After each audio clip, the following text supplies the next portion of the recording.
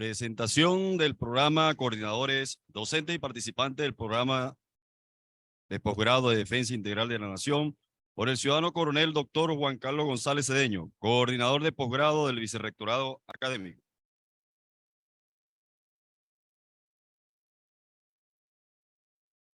Bajo la directriz de nuestro presidente constitucional, Nicolás Maduro Moro, el Estado venezolano proveerá la participación y el empoderamiento de los profesores, estudiantes, egresados y de las comunidades organizadas para la búsqueda del conocimiento a través de la investigación científica, humanística y tecnológica para el beneficio espiritual y material de la nación, así como para su defensa integral.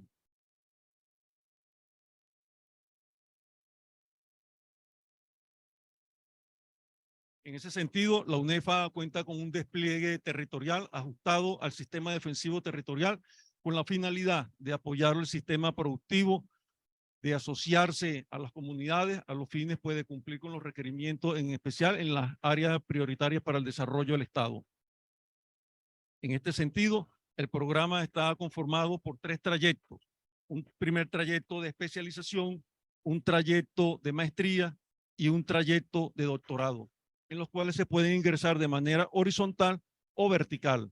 De manera horizontal puede comenzar a hacer la especialización, pasar a la maestría y culminar con el doctorado. Y de manera vertical, dependiendo del nivel académico que tenga el postulado, puede iniciar por la especialización, la maestría en caso de ya poseerla, o el doctorado en caso de ya tener la maestría. Este sistema está preparado para que tengan un tronco común conformado por 3 asignaturas, 3 unidades curriculares: Estado Social y Poder Popular, Teoría y Doctrina de la Defensa Integral de la Nación, Geopolítica y Territorialidad, y un conjunto de materias específicas en las áreas de conocimiento general y un componente también de carácter específico en las áreas de investigación. En ese sentido, y para dar respuesta a ello, las líneas estratégicas de investigación, desarrollo e innovación para la defensa integral de la nación venezolana se sustentan en la independencia, la libertad, la democracia, la soberanía, la integralidad territorial y el desarrollo integral de la nación. De tal manera que en la actualidad sus coordinadores son el general de división doctor Benjamín Rusel, el general de brigada José Delgado en la maestría, el vicealmirante doctor Luis Torcat y el doctor Joan Horta en el proceso de auxiliar de doctorado, y la plantilla docente que se presenta a continuación.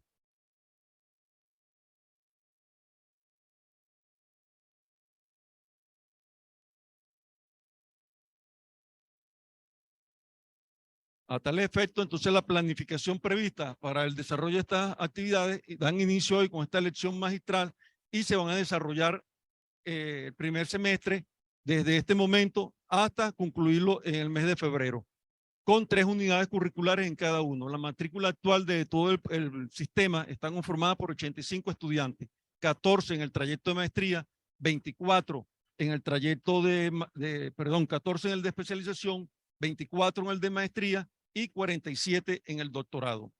Las unidades curriculares que van a cursar cada uno entonces corresponden al trayecto que ya mencioné como tronco común, que corresponden al Estado Social de Poder Popular para la Defensa, para la Seguridad de la Nación, perdón, las materias correspondientes al tronco específico, en el área específica, entonces serían Seminario de Investigación 1 para la maestría, Introducción a la Ciencia, la Innovación, el Desarrollo en el área de Defensa Integral, y para el doctorado, Desarrollo, Ciencia e Innovación en el área de Defensa Integral.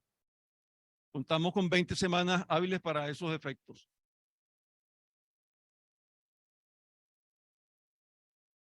Las organizaciones del Estado que han postulado sus respectivos estudiantes están conformadas por las siguientes: Ministerio del Poder Popular para la Defensa, Gran Misión Transporte Venezuela,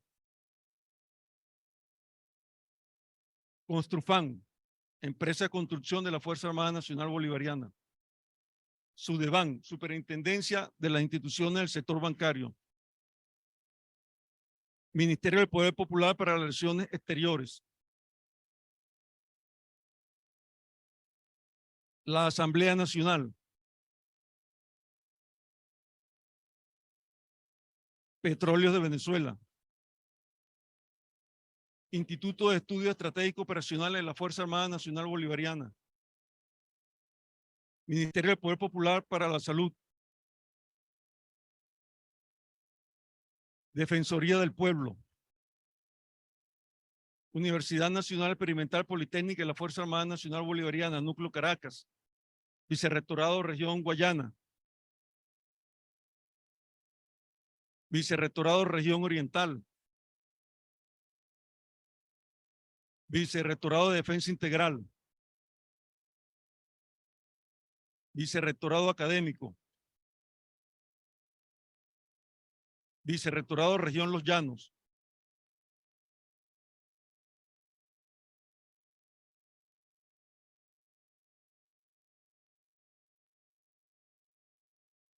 La plataforma a utilizar será entonces el sistema de gestión de aprendizaje Canvas, para lo cual se capacitó el personal docente y de estudiantes. El socialismo salvará a los pueblos del mundo, de la miseria, de la pobreza, del hambre, de la desigualdad. Hugo Chávez Fría. Somos pioneros, excelencia educativa abierta al pueblo.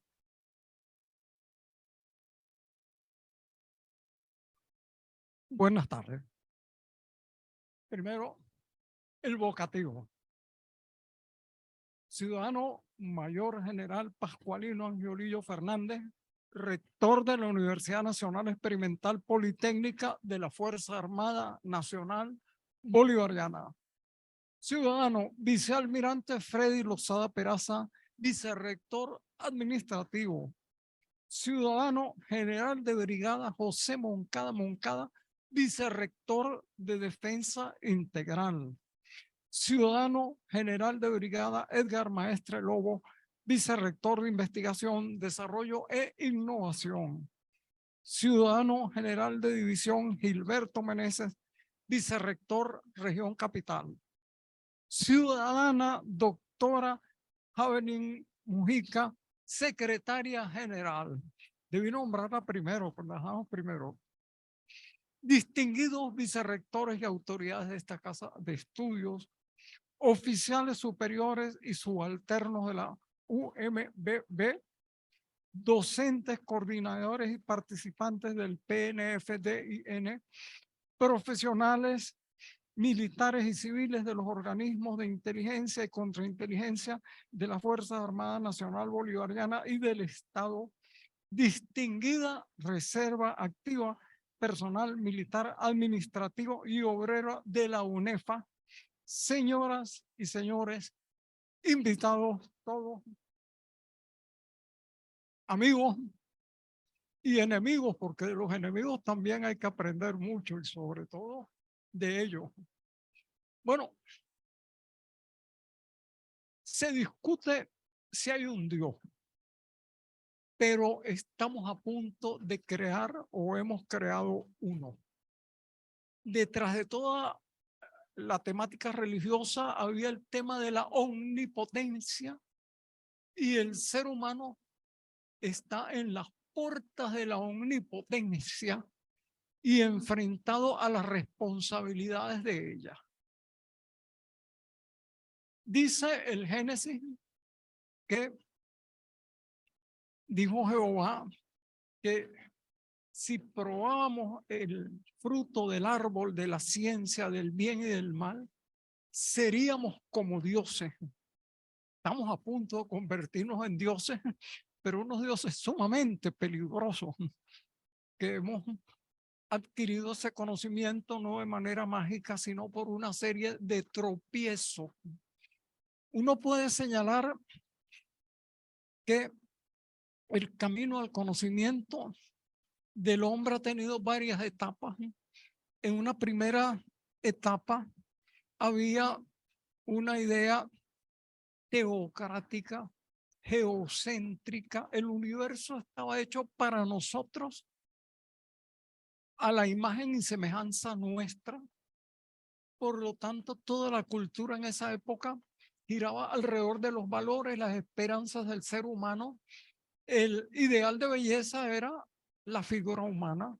El arte representaba al ser humano y a sus versiones también divinas. Pero después de eso viene el periodo que uno podría llamar copernicano. Todavía vivimos en esa revolución copernicana, en la cual nos damos cuenta de que ocupamos un lugar sumamente modesto en el universo, de que no tenemos un conocimiento por revelación y de que tenemos que ir descubriendo poco a poco lo que sabemos a través de la hipótesis, la verificación, la extracción de consecuencias y el intento de formar imágenes del mundo a través de eso. En ese sentido, todo ese conocimiento da lugar a una segunda configuración del conocimiento humano que cristaliza por un momento en el positivismo. Vale decir, hay un solo conocimiento válido, que es el científicamente comprobable y verificable. Y en función de eso también, de nuevo, el panorama de la cultura humana se organiza más o menos sincronizadamente. El arte pasa a ser realista, la pintura realista, la literatura realista. Hay de todos modos en el árbol del conocimiento frutos podridos. De la doctrina de Darwin inaljetable en sí, algunos pensadores como Herbert Spencer derivan la idea de que la lucha por la existencia se da dentro de los grupos sociales y que hay grupos sociales que son inferiores y que por lo tanto es justificado que otros grupos supuestamente superiores los dominen, los exploten, los exterminen, etcétera.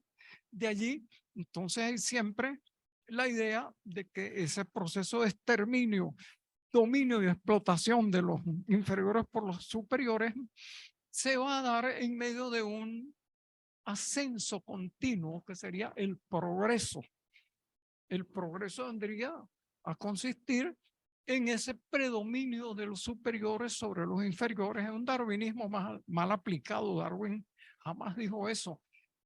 Y entonces bajo eso había una cierta certidumbre. Repentinamente, otra vez, la ciencia de otro fruto perverso, que es el principio de indeterminación, la relatividad. Resulta que después de que orgullosamente pensábamos que teníamos dominado el conocimiento del mundo, resulta que el tiempo y el espacio son relativos, que las leyes de causalidad en el nivel subatómico no funcionan. Un fenómeno se puede comportar a la vez como onda o como partícula. No tenemos idea de cómo se va a mover una partícula elemental, porque para saberlo tenemos que golpearla con otra partícula y la colisión estropea o contamina el resultado. Llegamos a un mundo de incertidumbre y eso también se manifiesta en el cuerpo de la cultura. En ese mundo de incertidumbre, relatividad, empieza a desarrollarse una literatura del absurdo, de la incertidumbre, del nihilismo. La pintura deja de representar al ser humano y representa universos incomprensibles, bien por la contradicción de ellos, como el surrealismo, bien por el alejamiento de lo humano, como en la pintura abstracta. Parecería que se refiriera a fenómenos subatómicos, parte de ese arte, y no a la humanidad. Y el problema de eso tiene que ver lo siguiente: de cada una de estas teorías del conocimiento se extrae una ética, también una política, pero ¿qué ética, qué moral podemos extraer de un cuanto? Un cuanto es una cantidad de energía que se comporta de manera imprevisible y además no tenemos dominio sobre ella y parece que desafía todas nuestras nociones de causalidad y de previsibilidad. Fíjese, arribamos a un universo de incertidumbre y esa es la ciencia contemporánea actual. Tendríamos todavía que desarrollar, diría yo, una ética, una política, una ciencia que no solo correspondiera a eso, sino que superara esa incertidumbre, porque después de todo, si las partículas subatómicas se comportan anárquicamente, el mundo atómico se comporta de manera lógica. Yo dejo caer una cosa y cae hacia el suelo, evidentemente. Lo cierto es que en este debate de la ciencia no se sabe si por construir conocimiento o por destruirlo, porque también la ciencia funciona destruyéndose lo que parecían certidumbres sagradas. Yo diría que el fenómeno científico presenta toda una serie de características actualmente, y todas y cada una de ellas tiene un cierto peso en lo que nos interesa, que es la estrategia. La estrategia, la forma con la cual los individuos y los cuerpos políticos y las clases se comportan frente a la vida y tratan de sobrevivir, competir y no ser exterminados. Dentro de estas características potenciales hay muchas más, pero yo menciono las que me llaman más la atención. Está uno, inabarcabilidad. Señores, ya en tiempo de Aristóteles se decía que una persona no podía abarcar el campo del conocimiento humano. En esa época, actualmente, no puede ni siquiera abarcar una especialidad. La ciencia se ha hecho tan compleja, tan abundante en sus resultados, que es inabarcable. Y por lo tanto hay que desarrollar mecanismos, estrategias para tratar no solo de comprenderlas. Hay varios intentos de crear teorías del todo de la física, teorías como la teoría general de los sistemas, que es un instrumento utilísimo para tratar de mediar con esta complejidad del fenómeno científico, pero es decir, siempre con la humildad. Es decir, estamos frente a una especie de fenómeno que nos supera, nos deja atrás siempre, siempre estamos dominados. Muchísimas gracias. Qué bien. Vamos a hablar de esto dentro de un rato, son los recursos naturales. Entonces, bueno, la inabarcabilidad, resignémonos. Hemos creado un tesoro de conocimiento inabarcable, pero nos tocará apenas una cosita mínima de él, de la medida de nuestra sed de conocer y de nuestra curiosidad. Dos, irreversibilidad. Señores, ya comimos el árbol de la ciencia del bien y del mal, atengámonos a las consecuencias, no podemos echar para atrás. Por allí ha habido unas moratorias que decían, vamos a hacer una moratoria de 6 meses sobre la inteligencia artificial. Mentira. Todos los competidores están ahora desesperados en todos los campos del conocimiento en tener los últimos adelantos y desarrollos, porque el conocimiento es poder. Y entonces dentro del mundo contemporáneo, siempre la humanidad ha sido una búsqueda del poder, y el camino más fructífero hacia él es el conocimiento. Es irreversible, no hay vuelta atrás. Sí ha habido vueltas atrás en la historia de la humanidad, pero en virtud de colapsos civilizatorios de una gravedad extrema. Piensen ustedes el fin del mundo grecorromano, de las culturas grecorromanas, que dio lugar a la Edad Media. No es imposible que estemos frente a otro potencial colapso por las fuerzas que hemos desatado y que no sabemos manejar. Pero bueno, estamos ante eso. Vamos hacia allá y la locomotora no tiene freno. Es decir, cada día sabemos más y sabemos menos controlar lo que sabemos. Y entonces eso nos lleva al tercer elemento notable del conocimiento científico, que es la serendipitosidad. Parece un trabalengua. Es la potencialidad de la investigación científica de encontrar resultados inesperados, a veces felices, a veces atroces. María Curie no se proponía desarrollar una bomba atómica. Ella estaba buscando completar la tabla periódica de los elementos de Mendeleev y le añadió varios elementos. Señora, de repente eso dio lugar a la bomba atómica, la bomba de hidrógeno y quién sabe qué otras abominaciones. Un científico que estaba investigando la bacteriología encuentra que una muestra de microbios se echó a perder porque se llenó de hongo. Y entonces, bueno, cualquiera hubiera desechado eso y dice, no, porque estos hongos han acabado con las bacterias. De allí la penicilina, es decir, la ciencia está llena de resultados colaterales que hay también que tratar de comprender y de manejar. Es decir, fíjense la complejidad del fenómeno, no solo cuantitativamente, cualitativamente. Y de allí pasamos, desde luego, como una cosa obvia, un cuarto elemento, la incontrolabilidad.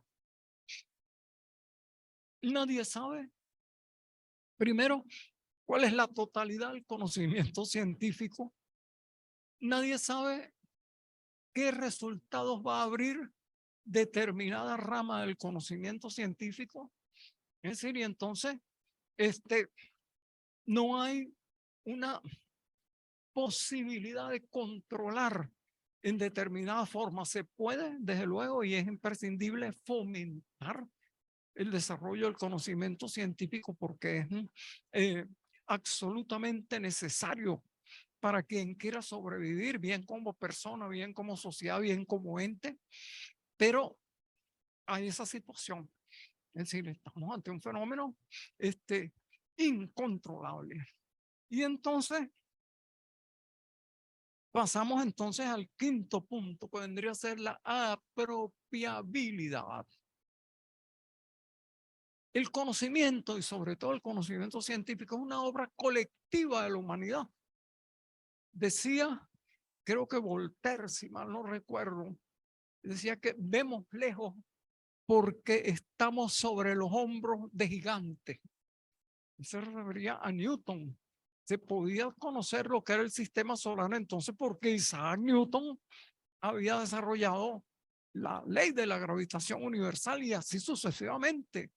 Es decir, pero el conocimiento tiene sus potenciales dueños y entonces un fenómeno espantoso. Primero, porque se está prohibiendo a la humanidad el acceso a una cosa que es fundamental para su bienestar, para su desarrollo, para su supervivencia. Pero en segundo lugar, porque esta apropiabilidad del conocimiento permite establecer monopolios a través de las patentes, por ejemplo, de las normas industriales. Con una norma industrial tú puedes obligar a todo el país, a todo un país, a que en lugar de importar determinados enchufes eléctricos de tal país, importe de otro sitio. Entonces, en ese sentido, el conocimiento que parecería, según el mito de Prometeo, algo así como la liberación del fuego, termina con Prometeo, el que trae el conocimiento, encadenado y con las entrañas devoradas por un buitre, el buitre de los especuladores.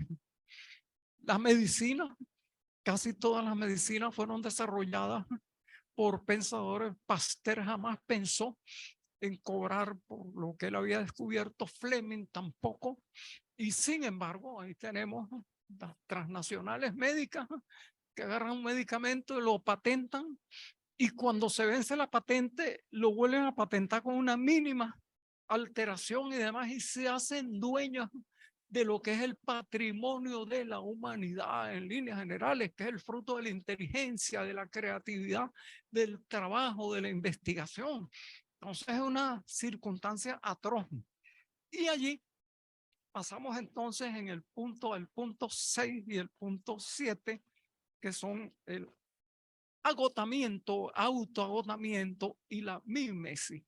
Dos cosas que tienen que ver incluso más que las otras con la estrategia, con el desarrollo extraordinario del conocimiento científico.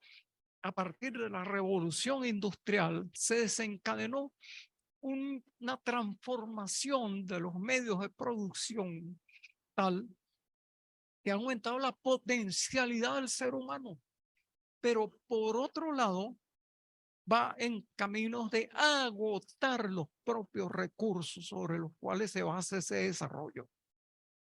¿Ah? ¿Sí? Es decir, piensen ustedes lo siguiente. Actualmente, 78.4% de toda la demanda energética del mundo es satisfecha por el combustible fósil, petróleo, gas, sus derivados. Y según todas las previsiones, ya hemos pasado, estamos a punto de pasar lo que llaman el pico de los hidrocarburos. Una cúspide a partir de la cual va a ser cada vez más difícil extraerlos hasta que llegue el momento en el cual se va a requerir más energía para extraerlos que la que se obtenga de ellos. Ya hemos pasado, según British Petroleum, según la Agencia Internacional de la Energía, hemos pasado, estamos a punto de pasar. ¿Y cuánto tiempo transcurrirá antes de que se llegue al punto final del punto de no retorno energético? 4 a 5 décadas. ¿Qué significa eso estratégicamente? Imagínense ustedes este mundo en el que vivimos y quítenle el 80% de la energía que tiene. Evidentemente hay que reinventar la organización económica, la organización social, las organizaciones tecnológicas para aprovechar sabiamente y no concluir derrochando esos restos de energía que quedan. Y allí nuestro país, que tiene quizás la reserva de hidrocarburos más grande del mundo, va a ser una presa codiciada y un factor fundamental. Hay que desarrollar, ya está en parte desarrollado un pensamiento estratégico en relación con ese punto, que es gravísimo. Piensen ustedes, por ejemplo, la parálisis económica de Europa ahora, porque a algún estúpido se le ocurrió volar el Nord Stream 2, que le suplía el gas ruso a Europa. Alemania, la gran potencia industrial de Alemania, está al punto del colapso, y el grupo de países que tenían vinculaciones estrechas económicas con ella también. Esto desde luego le conviene a alguien. Cada vez que hay un crimen, desde los tiempos romanos, había que preguntarse, ¿cui prove? ¿A quién le conviene? Bueno, vean nada más eso, una falla circunstancial de la energía. Por allí se dice que se va a acabar con la energía fósil de aquí al año 35, al año 30. No, no más energía fósil, pues eso es malo, porque produce CO2. Principio, el CO2 es el gas que respiran las plantas y con ello producen oxígeno y producen alimentos. Hay una campaña extraña para satanizar la energía fósil, pero lamentablemente las fuentes alternativas de energía que están para un 20%, hay un 10% de energías tradicionales. ¿Cuáles son?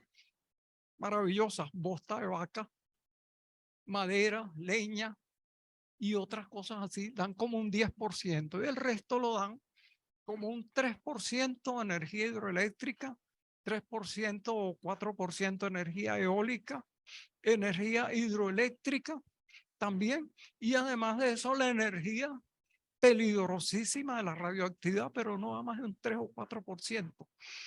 Piensen ustedes entonces, ante ese panorama, yo creo que las grandes potencias ya están tomando cartas sobre el asunto. Están condenando la energía fósil porque quieren quebrar a los países productores para después quedarse con ella, evidentemente, pero vamos a un mundo en el cual habrá una decreciente energía fósil, en el cual habrá que habilitar las fuentes alternativas, pero esa habilitación tendrá que ser con un uso coordinado, humanitario, de las reservas de energía fósil que quedan.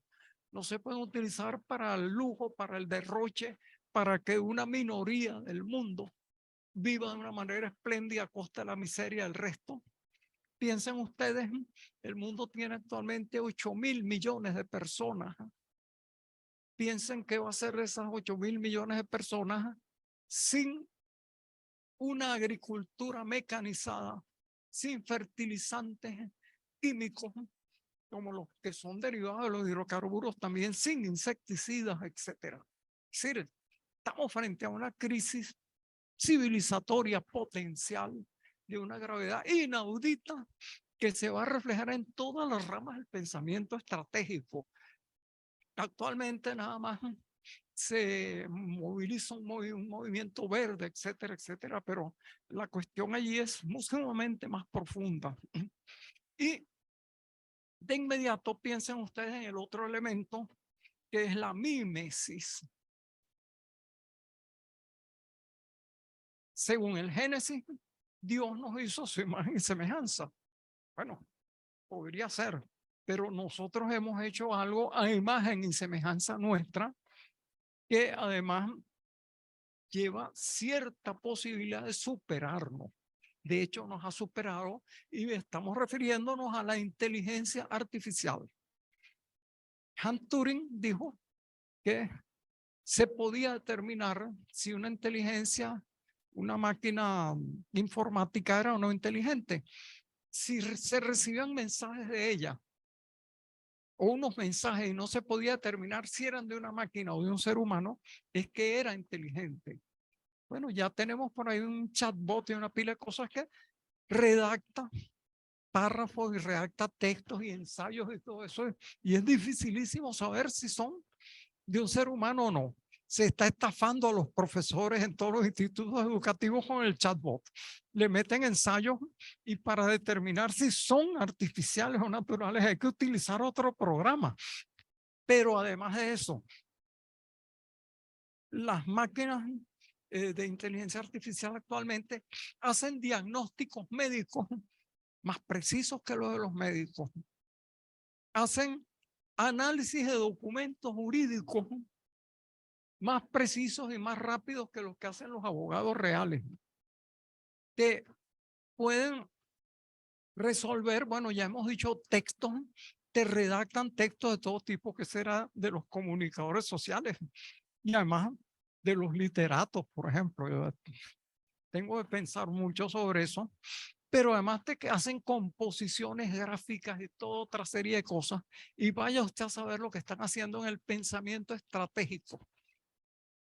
¿Cuál es el resultado de esto? Que es una cosa prodigiosa, apasionante, interesante. Bueno, ya el World Economic Forum, que es una expresión de los grandes intereses económicos del mundo, dice que ya el 34% de los trabajos ha sido ocupado por inteligencias artificiales.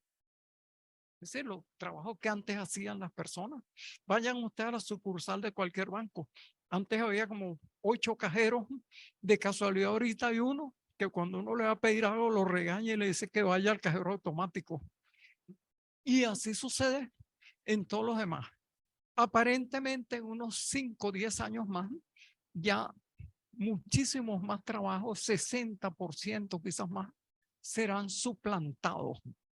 Y entonces no es imposible que en un lapso de una, cuando más 2 décadas, algo así como el 80% de los trabajos que actualmente desempeñan los seres humanos, conductores de vehículos, por ejemplo, ya hay vehículos automáticos, de todas, conductores de aeroplanos.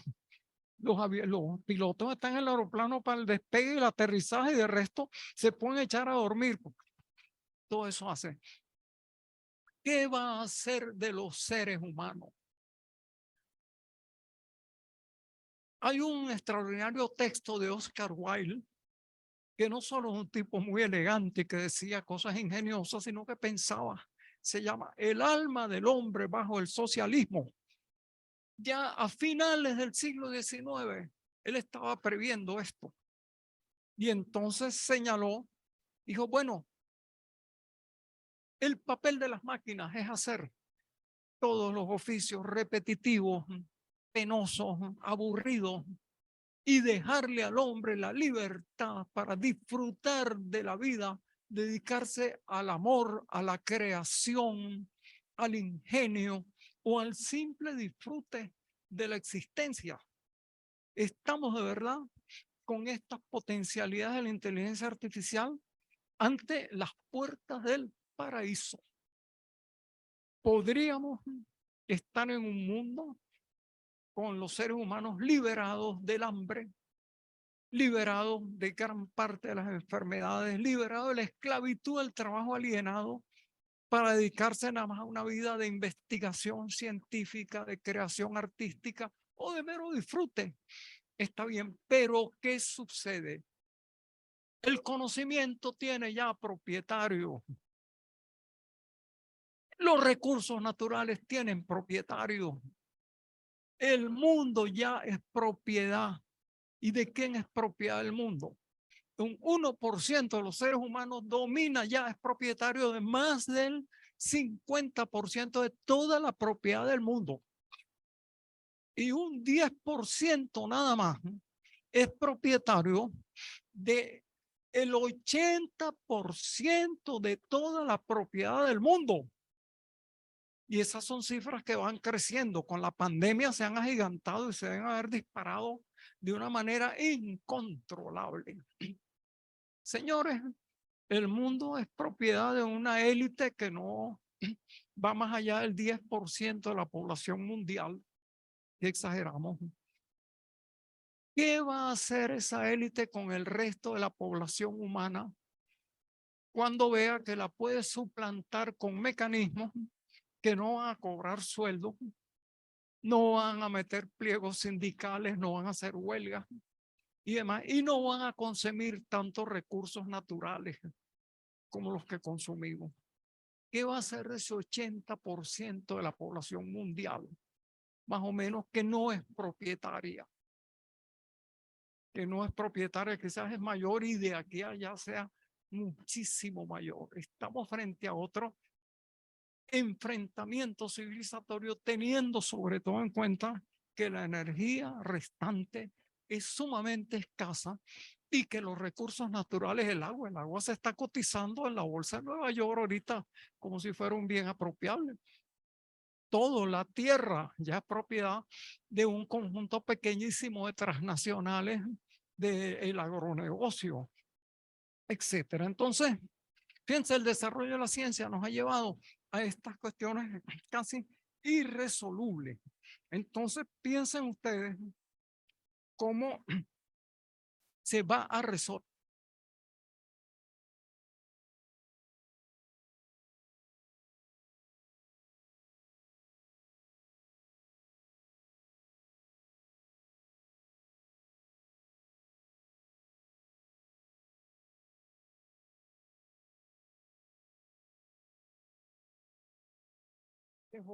Otro de los elementos, hay que tener alternativas. Entonces, estamos hablando de eso. Ante esta crisis civilizatoria hay que tener alternativas y esas alternativas tienen que ser un completo cambio económico, político, social, cultural para avanzar hacia un mundo en el cual la propiedad, no solo del conocimiento, sino de todo, no pertenezca a menos de un 10%, 1%, y el resto de las personas podamos disfrutar de una vida digna, de una vida agradable, de una vida creativa, sin necesidad de vernos enfrentados a una posibilidad de exterminio. Pero para eso, además, es necesario lo siguiente. Yo creo que es bien interesante cómo este desarrollo alucinante de las llamadas ciencias exactas, que además resulta que ya no son exactas, porque nadie sabe qué va a ser un cuánto de energía, ¿no? Y todo eso coincide con una especie de atraso de las ciencias sociales. Entonces ustedes, oye, todavía lo más importante en ciencias sociales viene a ser el materialismo dialéctico, el materialismo histórico, que es una cuestión que acompaña al surgimiento de la máquina de vapor. Necesitamos un desarrollo de las ciencias sociales y a eso en parte está destinada esta universidad, que sea equiparable al alucinante desarrollo de las llamadas ciencias exactas. Y dentro de eso, de todos modos, uno puede apropiar algunos mecanismos de las ciencias llamadas exactas para intentar ver luz en los problemas de esta inminente crisis civilizatoria que estamos a punto de enfrentar o que estamos ya enfrentando.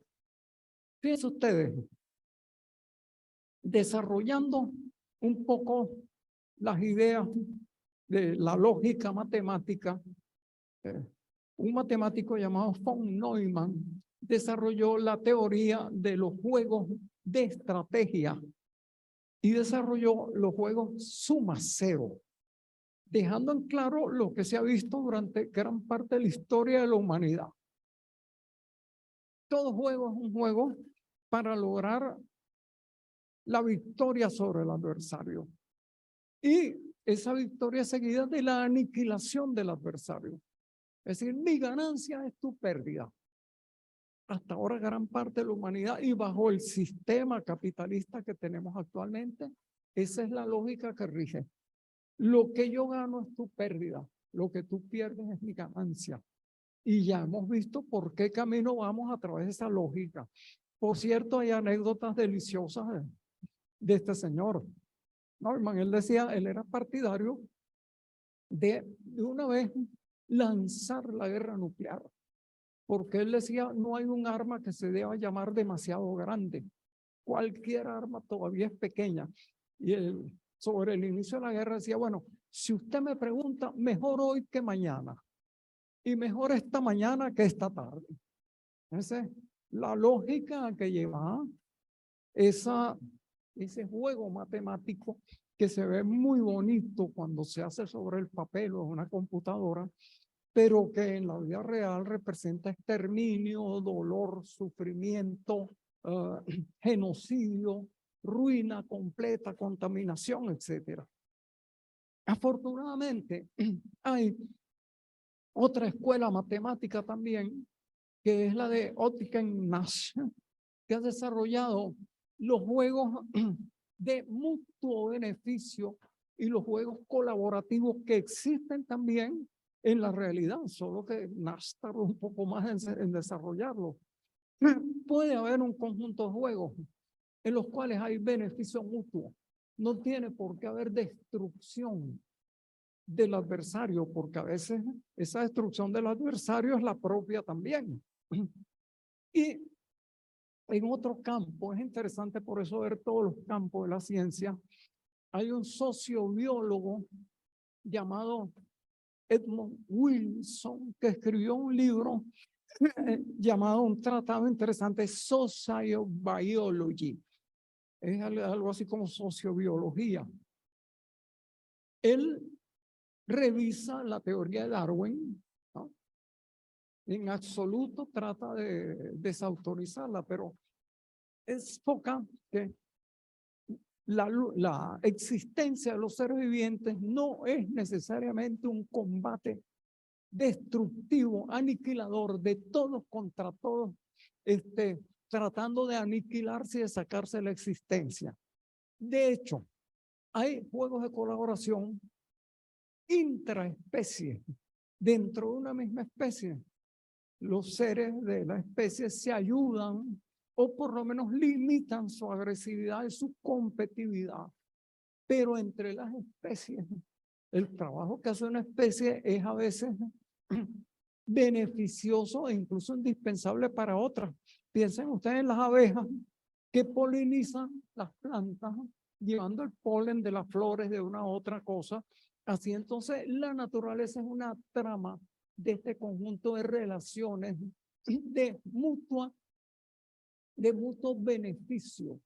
Lo que hay que desarrollar entonces, y el pensamiento científico, el pensamiento estratégico, debe ir avanzando cada vez más en el planteamiento de este conjunto de relaciones de mutuo beneficio, de cooperación, de juegos de estrategia cooperativos para tratar de resolver el enigma de cómo vamos a coexistir más de 8.000 millones de seres humanos en un planeta en el cual la energía fósil posiblemente tienda a estar casi agotada o irrecuperable en unas 4 a 5 décadas, y en la cual una porción insignificante de la humanidad pretenda ser propietaria de todo el planeta. Fíjense, gran parte de los problemas que hay actualmente planteados de estrategia militar, estrategia política, etcétera, tienen en el fondo que ver con eso. Es decir, cómo va a ser la repartición. ¿Quién se va a quedar con los recursos naturales? ¿Quiénes van a sobrevivir? ¿Quiénes no van a sobrevivir? Y entonces, dichosos los que estamos todos aquí, que a través del estudio de la estrategia, de la realidad política, de la economía, de la ciencia, podemos intentar buscar soluciones a ese problema, que es un problema urgente. Se ve muy abstracto, pero es una cosa que tiene que ser resuelta en el término más breve y no solo resuelta teóricamente. Es decir, articular en la práctica las soluciones posibles, porque si no, insisto, es una cosa que no quisiera decir, nos espera un colapso civilizatorio de magnitudes nunca vistas antes en la historia de la civilización humana. Entonces, bueno, pequeño problema con el cual he contribuido a la tranquilidad mental de todos ustedes y del cual esperamos que tanto ustedes como el resto de la humanidad encuentre rápidamente la solución viable y que satisfaga a la inmensa mayoría del género humano. Muchas gracias.